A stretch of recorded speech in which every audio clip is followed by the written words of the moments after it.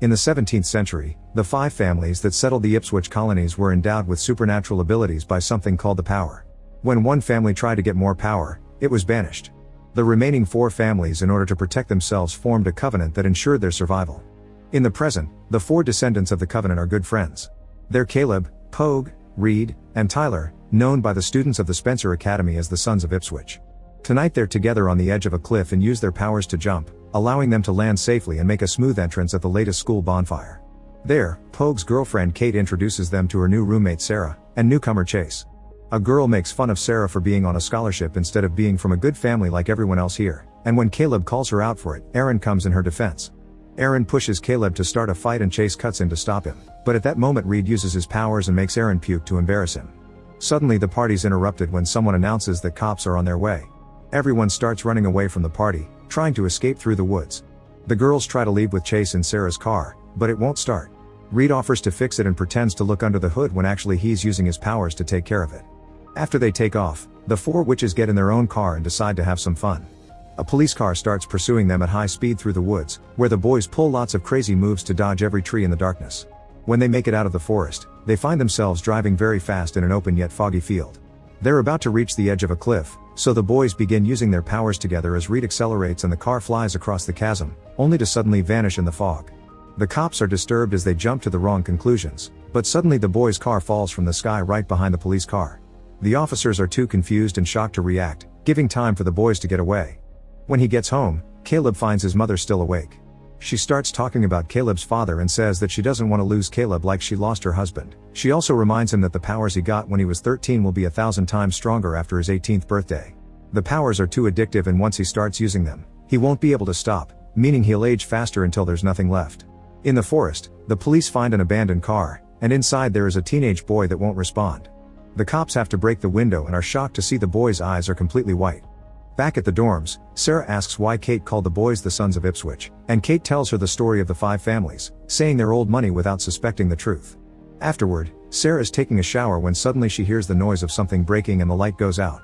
Scared and nervous, Sarah goes to investigate and finds a broken light bulb on the floor, not noticing the mysterious floating form appearing behind her. The smoky ghost tries to touch Sarah, but at that moment she turns around and gets startled, so she goes away.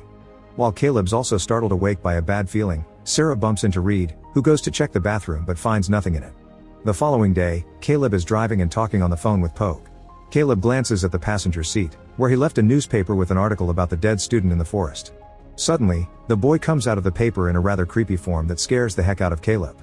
When he looks back to the road, Caleb notices a giant truck heading straight to him. The truck crashes head-on with Caleb's vehicle, which explodes into hundreds of car parts flying around past the truck. Then the car debris comes back together to rebuild itself in an instant. Caleb picks the phone up to tell Pogue that he just saw a darkling in the form of the dead student, and they agree something weird is going on. Later that day, Caleb stops by the pharmacy and runs into Sarah, so he invites her to run errands with him. They drive by Putnam's barn, and Caleb explains that is where the original Ipswich colony was established. Eventually they pull up in front of a huge old building that Caleb says was his family's first colony house. At that moment a shot can be heard from the house, but Caleb says it's only the caretaker Gorman, who can be very paranoid. Caleb leaves Sarah in the car while he goes into the house. Once inside, Caleb drops off the medicine on a table and asks Gorman if certain wrinkly person in the chair needs anything else, but Gorman says no. In the afternoon, everyone goes to a bar to have some fun, and the boys use their powers to look under a girl's skirt while they bet on the color of her underwear. While Kate and Caleb dance together, Aaron starts a fight with Reed and Tyler, accusing them of cheating during their pool game. They quickly take the fight outside and Reed and Aaron are ready to throw down, but before things can escalate, the bar manager comes with a bat and tells them to break it off. Aaron and his friend leave, and Caleb confronts Reed about using his powers in front of people. Reed doesn't like being scolded and grabs Caleb with too much magical strength, so Caleb retaliates by magically pushing Reed into a pile of drums. Reed tries to counterattack by tossing one of the drums, but Caleb's faster and throws an energy ball that pushes Reed away again. Pogue and Tyler have to cut in and separate them before things get worse. After they leave the bar, Caleb gives Sarah a ride back to the dorms and they share a kiss. Later that night, a spider sneaks into Sarah's room and walks on her face, slowly getting into her ear. Sarah wakes up feeling something weird, and when she pushes away the sheets, she's disturbed to find the bed full of spiders. She jumps on the floor only to find more spiders coming after her. One even walks on Kate and enters her nose to then come out from her forehead. At that moment Sarah wakes up for real, but she still feels afraid. Meanwhile Caleb can't sleep and he gets a call from Pogue, who explains he just saw the ghost too. The following day, Sarah goes to the library to research witches and Caleb's family history, discovering that the spiders she saw are a common spell and that the witch hunt started in this town. After swimming practice, Chase teases Aaron in the locker room by insulting his manhood, so Aaron responds by punching him. Caleb tries to stop them before it gets worse, but Chase easily knocks down Aaron with just one move, impressing everyone. Later in the evening, Caleb and Sarah go out again, and Caleb asks Sarah to go to the fall fest with him on Saturday, mentioning it's his birthday. Sarah accepts before they share some passionate kisses in the car. At home, when Caleb tries to go to sleep, he's disturbed when the ghost appears in front of his bed again, only to disappear quickly. The next day during swimming practice, Caleb and Chase have a race. At first they're head to head, but soon Caleb takes the lead. Suddenly Chase's eyes turn black, revealing he also has powers and he's using them to make Caleb crash his head onto the wall. Caleb loses consciousness and seconds later, he opens his eyes to see his friend staring down at him, telling him that Chase saved him from drowning. Sometime later Chase is called to see the principal, who reveals they've found Chase's ID in the car of the dead student. Chase plays innocent and says he doesn't know how it got there. Now that Caleb has started suspecting Chase, in the evening he and Pogue break into the admissions office to investigate Chase's profile. They find out Chase's parents died on his 18th birthday and he was adopted, but his real surname is Pope. Before they read more, they hear a guard approaching, and the boys immediately use their magic to float to the ceiling so the guard can't see them, but the papers from the file soon start falling, and they have to concentrate to make them float too. Once the guard goes away, the boys get to escape safely. Meanwhile, Sarah goes back to her dorms and finds a note saying Kate went to the hospital. Sarah rushes to visit her friend and the doctor explains Kate is having an allergic reaction to various spider bites on her body. Back to Caleb, he and his friends go to an underground chamber where they keep the magical fire for their covenant meetings.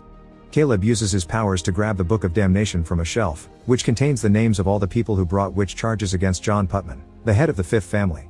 Caleb tells the others that Goody Pope was one of Putnam's accusers and that Putman came to her in her dreams as an incubus after her husband died. As a result of this dream she had a child, and they realize that Putnam's family line didn't die with him and that Chase is the fifth son of Ipswich. At that moment Sarah calls Caleb and tells him that Kate is in the hospital, mentioning the spiders. Caleb immediately guesses the truth and tells the group that Chase put a spell of creation on Kate. Furious, Pogue storms out of the room and grabs his bike to go looking for Chase for revenge. As he drives down the road incredibly fast, he sees Chase blocking the way and tries to run him over, but Chase uses his power to make him and the bike flip and violently land on the ground. Chase explains he hurt Kate to get Pogue and that at the same time, Pogue is his bait to get to Caleb. Moments later, Sarah returns to her dorm and is startled by Caleb at the door. As soon as they sit down to chat, there's another knock and Sarah is shocked to see Caleb again. It turns out the Caleb inside is Chase under an illusion, and he immediately uses his power to knock out Sarah and bring her to the bed, where a spider enters her ears and causes her veins to go black. Chase reveals that he seeks revenge for his family line and wants Caleb's powers after he ascends on his 18th birthday. If Caleb doesn't cooperate, Chase will kill Sarah and his friends. The birthday will happen the following night, and Chase tells Caleb to meet him at Putnam's barn before midnight. He also admits he killed his own parents and the teen in the car. Then Chase makes Sarah feel pain with his magic, and furious Caleb tries to attack, but Chase immediately begins magically dragging him all over the bedroom until he tosses him at the bathroom mirror. Chase admits he's already addicted and thinks that adding Caleb's power to his own will fix the aging problem, but Caleb tells him it doesn't work like that, it's the body that wears down, not the power. Caleb doesn't believe him and reminds him to meet him at the barn before kissing Caleb and magically repairing the mirror. When he's about to leave, Caleb convinces him to at least pause Sarah's spell so she doesn't die before tomorrow night. After Chase is gone, Sarah wakes up and Caleb pretends she passed out when he told her Pogue was in an accident, and now he's in the hospital with serious injuries. The next day, they visit Pogue at the hospital, and he tells Caleb not to go against Chase because he's too powerful. Afterward, Sarah begs Caleb to tell her what's going on, so Caleb takes her to meet his father William, who is the wrinkly guy under the care of Gorman. He's only 44 years old, but he looks extremely old because he used too much power and it consumed his body. Caleb tells Sarah the whole truth and convinces her to let Reed and Tyler take her to the party while he confronts Chase.